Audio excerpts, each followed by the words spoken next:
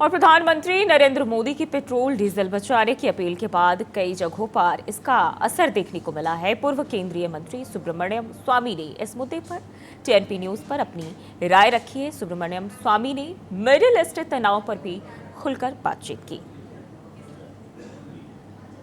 मध्य Asia में बढ़ते तनाव के बीच जो इसका असर है वो भारत पे दिखता आ रहा है। लोग महंगाई से परेशान हैं। दूसरी ओर पीएम मोदी ने एक बड़ा ऐतिहासिक कदम उठाया, जहां उन्होंने अपने काफिले में जो गाड़ियां थी उसको कम कर दिया। जनता जो थी वो अब इलेक्ट्रिक गाड़ियों पे आ गई है। 2 दिन दफ्तर जा रहे हैं। तो इन सब मुद्दों पे हमसे बातचीत करने के लिए आज हमारे साथ मौजूद हैं जाने माने राजनेता, अर्थशास्त्री और पूर्व केंद्रीय मंत्री सुब्रमण्यम स्वामी जी। इनसे भी हम जानेंगे कि मिडिल ईस्ट तनाव को लेकर आखिरकार इनकी क्या राय है। सुब्रमण्यम जी, टीएनपी न्यूज़ में आपका बहुत बहुत स्वागत है। पहले मैं आपसे जानना चाहूँगी, जो ये बढ़ता तनाव चल रहा है, हम सब इससे वाकिफ़ हैं, इसको लेकर आप किस तरीके से देखते हैं? आखिरकार भारत जो है इस पे किस तरीके से कदम उठा रहा है?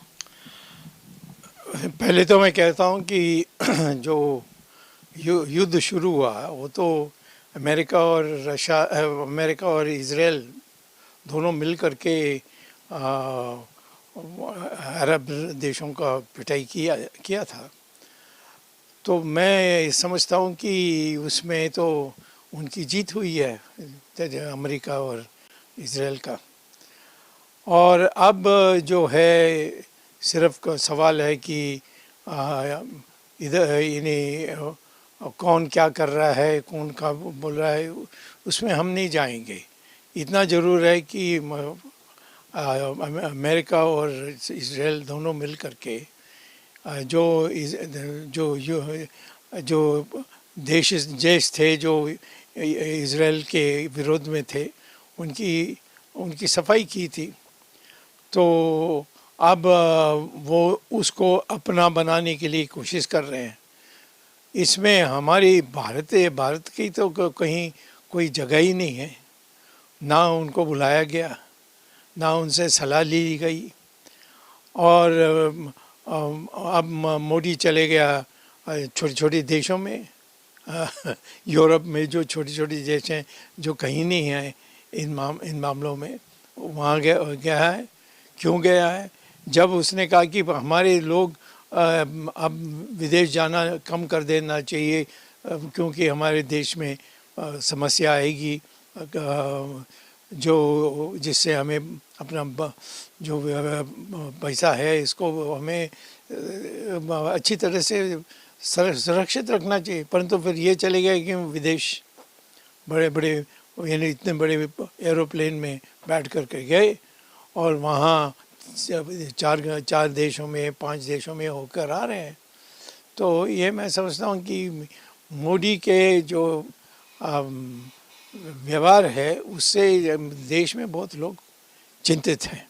सुब्रमण्यम जी, क्या आपको नहीं लगता कि इस बीच में जब कोरोना काल भी था तो भी मोदी जी ने एक कदम उठाया था, और अभी भी उन्होंने जो वैश्विक संकट से हमारा भारत जब जूझ रहा है तो उन्होंने एक ऐतिहासिक कदम उठाया कि उन्होंने अपने काफिले में जो गाड़ियां थी उसको भी कम कर दिया गया, और ये कहा कि इलेक्ट्रिक गाड़ियों से चल रहे हैं। कुछ मंत्री, कुछ नेता जो है, सांसद, अब सब उसी के को पालन कर रहे हैं। तो विदेश में इतना क्यों जा रहे हैं? उसको बंद कर दो। क्यों 5-6 देशों में होकर आ रहे हैं? इसके पहले भी होकर आए, फिर उसके पहले अमेरिका होने के लिए प्रयास किए उन्होंने। तो मैं ये कहता हूँ कि ये सब बातों में नहीं हो सकता है। हमारे जो आंकड़े हैं उसको देखना चाहिए, और उसके अनुसार हमारी ग्रोथ रेट घटते गई। पिछले 10 साल में हमारी रेट ऑफ ग्रोथ इतनी जो जिससे माप होता है वो इतना कम हो गया है कि वो अखबारों में भी छिपाई जा रहा है। मैं कहता हूँ कि मैं बीजेपी में हूँ, और बीजेपी में मैं मिनिस्टर भी रहा हूँ, एमपी भी रहा हूँ। ये सब है। मैं कहता हूँ कि बीजेपी के लोग जो मोदी के सपोर्ट में आने चाहते हैं वो मेरे साथ डिबेट करें। आखिर में लोकतंत्र में तो जो सच है उसको तो लोगों को बताना चाहिए। तो मैं समझता हूँ कि मोदी विदेश में जाना क्यों, इसको अभी विदेश क्यों गए, कौन सी ऐसी ज़रूरत थी कि ये छोटे छोटे देशों में जाने के लिए। ना अमेरिका ने बुलाया, ना चाइना ने बुलाया, ना रशिया ने बुलाया, कौन किसने बुलाया? छोटे छोटे देशों ने जो यूरोप में है उन्होंने उनको बुलाया। और उसमें से क्या निकलने वाला है?